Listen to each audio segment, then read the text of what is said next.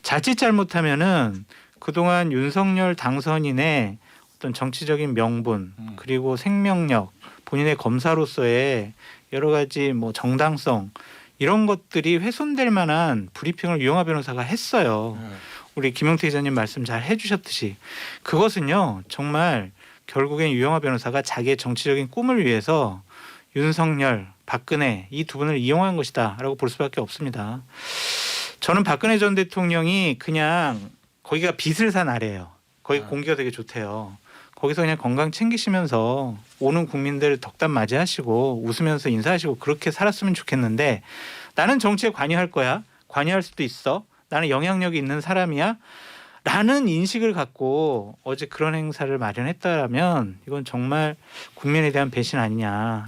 김태현의 정치쇼. 어제 정치면을 어제 메인 뉴스하고 오늘 아침 조간신문을 정치면에 뜨겁게 다룬 게 딱 두 가지잖아요. 하나가 이제 민주당 검수한 바, 그다음에 또 하나가 또 다른 전 대통령과 미래 대통령 이야기. 이 박근혜 전 대통령하고 윤석열 당선인의 대구에서 만났는데 어제 이제 윤석열 당선인의 메시지 요거 가지고 여러 얘기들이 좀 있더라고요. 어제 있었던 상황 좀 정리 좀 먼저 해보죠. 일단 배석자가 권영세 인수위 부위원장하고 유영하 변호사 대구시장 예비 후보죠. 예. 이분들이 있었고 그다음에 최측근들 한 명씩만 데려간 거죠. 그렇죠. 예. 그리고 사진만 먼저 공개를 하고 구체적인 내용은 이제 두 권영세 그 유영하 두 사람이 나와서 기자들을 만나서 풀었죠. 예. 거기서 근데 이제 멘트가 가장 이제 핵심적인 게 유영하 변호사가 윤석열 당선인이 박근혜 전 대통령한테 면목이 없다. 늘 죄송한 마음이었다. 죄송했다. 뭐 이렇게 하면서 옆에 있던 권영세 약간 당황하고 뭐 이런 상황이었고 지금 어제 그 당시 기사들 보면은 다 면목이 없다로 다 뽑혔어요. 웬만한 기사들이. 근데 아니면 정치적 의미를 뭐 따로 분석한 기사들은 따로 있지만은 직접 워딩은 약간 면목이 없다. 그래서 이게 당했다라는 평가들이 있어요, 사실은. 그러니까 당선인 측이 당했다. 왜냐하면은 이제 제가 듣기로는 그 이제 배석자를 유영하 변호사로 하는 것에 대해서 조금 부담감을 느꼈다라고 합니다. 왜냐하면 이게 지금 이번에 선거에 출마를 했잖아요. 그러면 이게 약간 시그널처럼 보일 수가 있어서 그럼에도 불구하고 박근혜 전 대통령이 이제 그거를 요구를 해서 그렇게 한 것까진 좋은데 여기에서 이제 너무 센 워딩이 나온 거죠. 그러니까 항상 미안한 마음을 갖고 있었다. 이게 윤석열 당선인이 후보 시절부터 일관되게 보였던 스탠스잖아요. 근데 여기에서 이제 면목이 없다는 내가 잘못한 거야. 그러니까 미안한 마음은 내가 한 게 잘못한 건 없지만은 어쨌든 인간적인 연민을 느끼는 거고 그럴 수 있는 거죠. 면목이 없다. 늘 죄송했다는 이거는 잘못한 거 행동 자체에 대해서 잘못했다라고 인정하는 것처럼 보이는 거예요. 맞아요. 그러면 이 탄핵까지 가버리는 거야. 이게 탄핵이 그러면 잘못된 것이냐? 그러면은 그동안 해왔던 게 정당성이 없는 것이 검사로서 해왔던 게 막 이런 논란까지 가버려서 이게 미묘하게 돼버렸다. 굉장히. 일단 유영하 변호사가 그 얘기를 했을 때 권영세 부위원장 앞에서 뭔 소리야 그런 말 한 적이 없어라고 안 한 걸로 봐서 두 사람이 있을 때 얘기를 한 것 같긴 한데 그렇죠. 근데 이게 사적으로 그냥 만나서 비공개 자리에서 뭐 얼마나 고생 많으셨어요. 참 사실 제가 죄송했습니다. 뭐 요 얘기하는 거하고 밖으로 공표되는 거는 완전 다른 얘기잖아요. 그렇죠. 이게 당초에 윤석열 당선인이 면담 후에 직접 멘트를 할지 말지도 아직 정해져 있지 않은 상태였는데 윤 당선인이 말을 하고 갔죠. 인간적인 안타까움 그리고 마음속에 미안한 마음을 전했다. 그 메시지가 제가 봤을 땐 당선인 측에서 전하고 싶었던 핵심 메시지예요. 인간적으로 안타깝다. 미안하고 미안한 마음을 늘 갖고 있었다. 근데 유영하 변호사는 그것보다 한 발 더 나가서 그 워딩을 그대로 가져와서 한 거죠. 그 워딩을 안 했는데 그런 말을 했을 것 같지는 않고 다만 그 봤을 때 더 유리해 보이는 이를테면 박근혜 전 대통령을 상대적으로 더 높일 수 있는 발언을 찾아와서 면목이 없다라는 표현을 쓴 거라고 보여집니다. 우리 박근혜 전 대통령을 구속시키게 납작선 사람이 5년 지나서 와서 잘못했고 미안하다고 사과하갔어. 요거하고 이 얘기하고 싶었던 거죠. 유영하 변호사는. 그러니까 뭐 정치적 복권이죠, 사실은. 어떻게 보면은 이 뭐 탄핵에 대해서 완전하게 부정은 하지 않더라도 그런 부분에 있어서 분명히 무리한 부분이 있었고 탄핵당할 일은 아니었을 수도 있다. 뭐 이런 뉘앙스도 풍기는 것 같고 어쨌든 윤석열은 우리 편이다.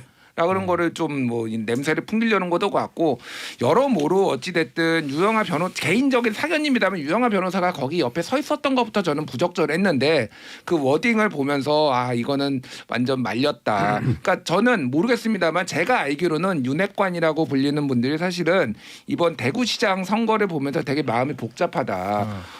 홍준표도 싫은데 유영하도 싫어 약간 이런 느낌. 왜냐하면 유영하 변호사가 돼버리면은 소위 말 친박계 부활로 시그널로 그래서 대구에 어떤 좌장이 또 생겨버리는 이런 것도 있는데 또 홍준표 의원 같은 경우에도 어쨌든 반대편에 있었던 사람이고 껄끄러운 상황이었는데 그 페널티 25%에서 10%로 줄였잖아요. 국민의힘이 최고위원회의에서 거기에 사실은 그 국민의힘의 그 소위 말하는 윤핵관이나 아니면 고위층들이 상당히 그런 의견을 피력을 했다고 합니다. 그 정도로 25%까지 주면은 홍준표는 아예 게임이 안 돼 버리는 거예요. 그러니까 그런 것까지 신경을 쓸 정도로 그랬는데 어제는 이게 약간 메시지가 많이 유영하 쪽으로 좋게 되는 거 아니냐 이런 우려들도 당내에서 있더라고요. 메시지뿐만이 아니라요. 그냥 유영하 뒤에 박근혜 전 대통령, 그다음에 윤석열 미래 대통령이 딱 서 있는 것만 봐도 이거는 유영하로서는 어마어마한 선거 운동을 한 거예요. 그냥 그렇게 거기다 뭐 어디 12시간 뭐 24시간 선거 운동 할 필요도 없어. 그냥 그것만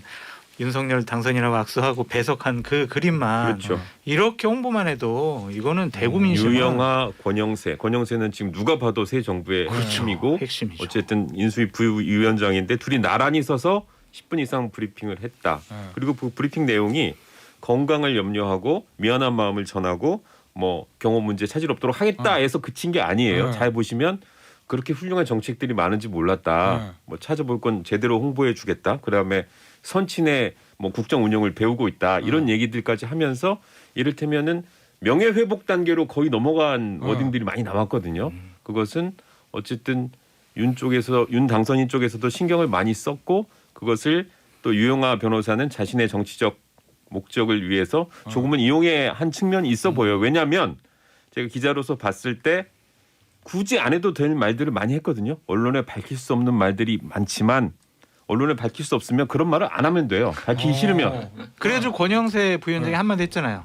옆에서 툭 치면서 아이 그것 때문에 아마 많이 시달릴 거다 유 변호사. 그게 그 뜻이 뭐냐면 자 너희들에게 말해줄 순 없지만 나는 내밀한 얘기를 알고 있어. 그게 뭘까? 그러면 그 이 유영하 변호사한테는 엄청난 무기가 생긴 거죠. 세상에 네 사람만 아는 건데 당선인이나 박 대통령이나는 얘기를 안 할 테고 당연히 유영하 변호사 혼자 그걸 쥐고 뭐 언제든지 풀 수 있는 거죠. 그때 인터뷰 섭외 말이야. 엄청나게 갈 거 아니에요. 나도 알고 싶다. 그렇죠. 근데 여기 한번 초대하세요. 그게 정말 언론에 말하면 안 되는 거면 그런 얘기를 하질 않아요. 그런 얘기가 있었다고 얘기를 하지 않는데 굳이 언론에 말할 수 없는 내밀한 얘기들이 많았다는 것은 제가 봤을 때는 선거 국면까지도 뭔가 염두에 둔 토속이 아니었을까 이렇게 저 추측해 봤습니다. 저는 정말 여기서 궁금증. 나 장 교수한테 물어볼래요. 이 타이밍에 윤 당선인은 왜 1박 2일로 대구 경북 일정을 잡아서 박근혜 전 대통령을 만나서 유영하 변호사 발로 따지면 언론에 밝힐 수 없는 내밀한 이야기까지 하고 왔을까요? 그러니까 박근혜 전 대통령 만난 거 빼고 대구에 1박 2일 간 거는요. 두 가지 이유예요. 하나는 약속을 지키러. 내가 당선되면 처음 여기 대구 방문할게요. 대구 TK 방문할게요라고 했고 또 하나는 고마움의 표현이죠. 솔직히 TK에서 75% 이상의 지지율 안 나왔으면은요. 이번 대통령 되기 어려웠습니다. 70%만 나와도 졌죠. 뭐. 졌어요. 정말 75% 나왔다는 거는 끌어낼 수 있는 표를 완전히 끌어낸 거거든요. 그 점에 대한 고마움을 표현한 것이고 그리고 이제 인수위 쪽에 좀 알아봤더니 박근혜 전 대통령이 퇴원하면서부터 만날 일정 조율을 계속 해왔다는 거예요. 그래서 이제 최근에 건강이 좀 회복이 돼서 TK 가는 김에 만난 것이다라는 건데 그 안에 있었던 멘트하고 대화나 이런 부분들은 그러니까 언론에 밝힐 수 없는 내용을 얘기했다라는 건 면목이 없다보다 더 한 내용들이 있을 수도 있다는 거잖아요. 유영하 변호사 말에 따르면. 저 같은 사람이 어떻게 알겠습니까? 근데 제가 꼭 드리고 싶은 말씀이 있습니다. 저는 어제 윤석열 당선인이 박근혜 전 대통령 만나서 덕담하고 뭐 건강 걱정하고 뭐 여러 가지 경호 문제 말씀하시고 이런 것까지는 정말 좋았다고 생각이 들어요. 그리고 취임식에 정정에 초청하는 모습도 좋았습니다. 하지만 유영하 변호사가 정말 안 해도 될 말들을 브리핑을 한 것은 결국엔 자기 선거에 이번에 만남을 이용하려고 하는 것이 아니냐 그런 인식을 줄 수밖에 없다라는 생각이 들고요. 자칫 잘못하면은 그동안 윤석열 당선인의 어떤 정치적인 명분 그리고 생명력, 본인의 검사로서의 여러 가지 뭐 정당성 이런 것들이 훼손될 만한 브리핑을 유영하 변호사가 했어요. 우리 김용태 기자님 말씀 잘 해주셨듯이 그것은요 정말 결국엔 유영하 변호사가 자기의 정치적인 꿈을 위해서 윤석열, 박근혜 이 두 분을 이용한 것이다라고 볼 수밖에 없습니다. 저는 박근혜 전 대통령이 그냥 거기가 비슬산 아래예요. 거기 공기가 되게 좋대요. 거기서 그냥 건강 챙기시면서 오는 국민들 덕담 맞이하시고 웃으면서 인사하시고 그렇게 살았으면 좋겠는데 나는 정치에 관여할 거야. 관여할 수도 있어. 나는 영향력이 있는 사람이야. 라는 인식을 갖고 어제 그런 행사를 마련했다라면 이건 정말 국민에 대한 배신 아니냐라는 생각이 좀 듭니다. 제가 짧게 저도 비슷한 생각인데 뭐냐면은 그 이제 보수 통합 뭐 국민 통합을 위해서 간 거잖아요. 윤석열 당선인이. 근데 매우 좀 선을 많이 좀 탔다라고 조금 위태하다라는 느낌이 들어요. 왜냐하면은 이게 이제 탄핵에 대한 정당성 뭐 이런 것까지 가면은 이 정권 윤석열 정권의 어떤 뭐 정당성의 문제가 될 수도 있어요.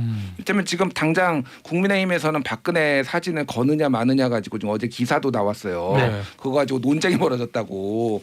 그러니까 뭐 걸 수도 있고 안 걸 수도 있는데 이게 그러면은 선거뿐만이 아니라 여러 국정 운영에 있어서 굉장히 큰 부담으로 작용할 수가 있다라고 맞습니다. 한다면 선을 잘 그어야 돼요. 윤석열 당선인은. 이게 어디까지 이거를 용인할 거고 어디까지 메시지를 할 것인가에 대해서 조금 정치적인 판단력이 필요하다고 봅니다. 저도 한 3걸음 갈 줄 알았는데 한 5걸음은 들어간 것 같고 사실은 박근혜 전 대통령이 퇴원하면 정치를 할 거냐 말 거냐 했을 때 저는 분명히 한다고 예상을 했던 사람인데 어떤 식으로 할 줄 알았냐면 저는 삼성동에서 정치하듯이 누구는 만나줘요. 차도 한 잔 마시고 그리고 뭐 메시지는 없어요. 근데 누구는 안 만나줘. 그것만 갖고도 저는 TK에서 충분히 정치를 할 수 있을 것이다. 그런 식의 정치를 할 것이다. 누구는 만나주고 누구는 안 만나주는 정도. 근데 제가 봤을 때 그거보다 훨씬 강하고 직접적으로 동영상으로 후원회장을 하고 이런 것들 자체가 제 예상보다는 훨씬 노골적이고 직접적으로 정치를 재개하는 것과 마찬가지다. 이렇게 보고 있습니다. 그럼 김진일 기자, 윤석열 당선인 입장에서는 이런 비유가 적절한지 모르겠는데 갑자기 생각났어요. 대구 박근혜 전 대통령 만나러 간 게 혹 뛰러 갔다가 혹 붙이고 온 거예요? 뭐 아직 붙지는 않았는데요. 종양까지는 아니고 종기 같은 게 좀 생기려고 한다. 뾰루지. 뽀얘졌어요 지금 제가 보기에는. 뭐 네. 플러스 마이너스 효과가 다 있겠죠. 보수층 플러스는 뭐가? 그러니까 보수층의 우려, 이를테면 보수층의 그 이를테면 윤석열 당선인에 대한 뭐 걱정, 불안감 이런 것들을 잠재우고 보수층을 하나로 묶는 효과는 있었을 테고 그걸 노리고 반면에 뭐 이쪽에서 말씀하신 저 정도는 좀 과한 거 아닌가? 그럼 탄핵 자체를 부정하는 건가?라는 식의 마이너스 효과도 있을 거라고 보여집니다. 어떤 쪽이 더 클지는 이제 지켜봐야 되겠죠. 장 교수, 진짜 무식한 질문. 그러면 대구시장 경선에서 유영하 변호사가 돼요? 지금대로 가면? 지금 아직까지는 뒤집을 만한 그러한 효과는 없을 것 같고요. 아직은 피해는 김재원 의원이 좀 많이 볼 것 같다. 친박 경쟁을 했던 김재원 의원이 완전 이제 유영하 변호사가 박근혜 전 대통령이 완전 이제 유영하 변호사 편에 쓴 거가 드러난 거 아니에요. 그럼 친박표가 빠져서 유영하 변호사한테 가고 홍준표 후보랑 거의 비슷한 수준까지 가지 않을까? 대구 재밌어졌어요? 시장 국민의힘 경선이 제일 재밌겠어요. 제일 재밌어졌어요. 경선 중에는. 제일 재밌고 그냥 제 생각으로는 만약에 유영하 변호사가 대구 시장 후보가 되면 당선되는 거잖아요. 거의. 그렇죠. 그러면 다음 총선 국민의힘 대구 공천이 볼만하겠다. 볼만하죠. 그런 생각이. 근데 만약 그렇게 또 되면요. 존영 논쟁 설마. 아니 만약 그렇게 되면 서울시장하고 경기도지사 선거에 중도층에 영향 되게 많이 끼칠 것 같아요. 박근혜 정치가 부활한다라는 거를 중도층이 저는 용서 못할 거라는 생각이 듭니다. 알겠습니다. 이 얘기는 여기서 마무리하고 그 다음에도 인수위 얘기예요. 윤안 공동정보 개독가나 깨지나 요건데 김준일 대표 저기 이채기 의원 그만뒀잖아요. 예. 인수위원을. 그리고 오늘 오후에 2시에 인선 발표한다는 거잖아요. 예. 어떨 것 같아요? 소위 말하는 안철수 사람들이 좀 입각이 될 것 같아요? 아니면은 그냥 첫 번째 때처럼 아닐까? 입각을 별로 배려를 안 하다가 뜨거 해가지고 한두 명 급히 지금 들어가지 않았나 이렇게 추정을 하고 있고요. 그러니까 아시다시피 역시 관운이 있어야 돼 사람은. 그러니까 사람은 관운이 있어야죠. 그 안철수 위원장이 어제 이제 기자회견하니까 기자들하고 질의응답도 했는데 본인이 뭐 추천을 했는데 그 인사에 대해서 자세히 설명하거나 그럴 기회를 갖지 못했다 이렇게 얘기를 했잖아요. 그러니까 불만이 있는 거예요. 그러니까 특히 안철수 후보 시절에 가장 강조했던 게 과학 쪽이거든요. 그래서 과학 부총리도 만들겠다. 신설하겠다. 그래서 그쪽 인사들을 쫙 추천한 걸로 저는 들었어요. 과학 쪽하고 의학 뭐 이렇게 보건복지부. 근데 지금 1차 발표에 과기부 장관하고 보건복지부 장관에 안 들어갔잖아. 그러니까 무시당했다고 안철수 쪽은 생각을 하는 게 맞는데 이태규 의원 쪽은 꼭 그것 때문만은 아닌 것 같아요. 본인에 대한 인선 뭐 이거는 저도 확인은 못 해본 건데 본인은 행안부 장관을 원하는데 그게 아니라 뭐 해수부나 통일부로 가면 어떻겠냐 이런 제안을 받고 많이 삐졌다 약간 이런 얘기도 있어서 그리고 안철수 위원장도 정확하게 이게 내 말을 듣고 움직인 건 아니다 이런 식으로 얘기를 했거든요. 각자 이렇게 조금 여러모로 좀 불만이 있는 거 아닌가 그래 보여져요. 아니 저는 이제 궁금한 게 사실은 이태규 의원이 행안부 장관 간다는 얘기는 지난주부터 강하게 돌았잖아요. 거의 확실히 되는 것처럼 얘기도 나왔었고 제가 알기로는 이태규 의원이 윤석열 당선의 인연이 굉장히 깊거든요. 그렇죠. 한 제가 2000대 중반부터 인연이 있고 어떤 의미에서 보면 국민의힘의 어떤 의원들보다도 개인적인 인연이 있는 사이로 알고 있는데 그런데 이 판에서 인수위원을 사퇴했다? 네. 이게 무슨 일이 도대체 뭐서 내리고 강한 불만이죠. 아주 강력한 화났다. 불만이고 안철수 인수위원장은 어제 그 정도 표현이면 사실상 최후 통첩한 거라고 봅니다. 저는 강력한 경고 메시지를 던진 거고 인수위원이 관두는 경우들이 왕왕 있는데 보통 나중에 알려져요. 그 사람이 일주일째 안 보인다. 어디 간 거냐. 예전에 박근혜 전 대통령 때 그런 일이 있었어요. 뭐 그렇게 하는데 이분은 심지어 코로나 확진 상태에서 사실 그 핑계 대고 조금 시간을 벌 수도 있었지 않습니까? 뭐 이제 코로나 때문에 이제 못 나오고 있다. 근데 그게 아니고 나 관둔다라고 메시지를 돌렸고 굳이 나는 장관 인사에 관심이 없다라는 말 자체가 많은 것을 함의하고 있는 것 아닌가. 그리고 어제 안철수 위원장이 나와 상의하지 않았다라는 메시지를 던진 것도 자 굉장히 큰 불만을 표출한 걸로 보여지고요. 오늘 2시 인선이 어떻게 되느냐가 이 공동정부의 앞날을 가늠해 볼 수 있는 아주 좋은 계기가 되겠죠. 그 기자님 말씀하셨듯이 정확하게 이태규 의원이 기자들한테만 문자를 돌렸어요. 인수위에는 얘기를 안 했어요. 그래서 인수위의 장제원 비서실장 등등이 이게 뭐선 일이고 언론 보도를 보고 이렇게 굉장히 화가 났다는 뜻이죠. 그것은. 그리고 일부러 매겼다고 보이는 거죠. 그러니까. 그래서 저는 안철수 위원장이 후회를 하고 있다. 두 가지 면에서. 어떤 면? 예를 들면은 단일화 협상 때 뭐 문서라도 이렇게 만들어서 좀 각서라도 받아야 되는 거 아닙니까? 그랬더니 아이 뭐 저희가 종이 쪼가리 뭐가 필요합니까? 당선이 후보와의 신뢰가 중요합니다. 근데 라고 했잖아요. 문서 쓴다고 뭐 정치권에도 각서가 그래도요. 그 문서로 있는 게 얼마나 중요한데요. 예전에 뭐 내각제 합의 각서 뭐 이런 거. 그렇죠. 그건 상당히 부담이거든요. 그 또 하나의 후회는 내가 국무총리 할 걸. 그럼 내가 인사 추천권 받고 그러면 내가 원하는 사람 몇 명이라도 확실하게 늘 수 있었는데 지금 내 얘기도 들어주지 않아요라고 하잖아요. 이런 거 보면 완전히 통로가 막혔다. 그만큼 어려운 거 어렵죠. 네. 그럼 공동정부 이제 끝난 거예요? 이거 더 봐야 돼요? 오늘 뭐 봐야 되겠지만 이미 뭐 저렇게 마음이 떠났고 윤석열 당선인이 안철수 위원장에 대해서 배려를 안 하는 거 아니겠습니까?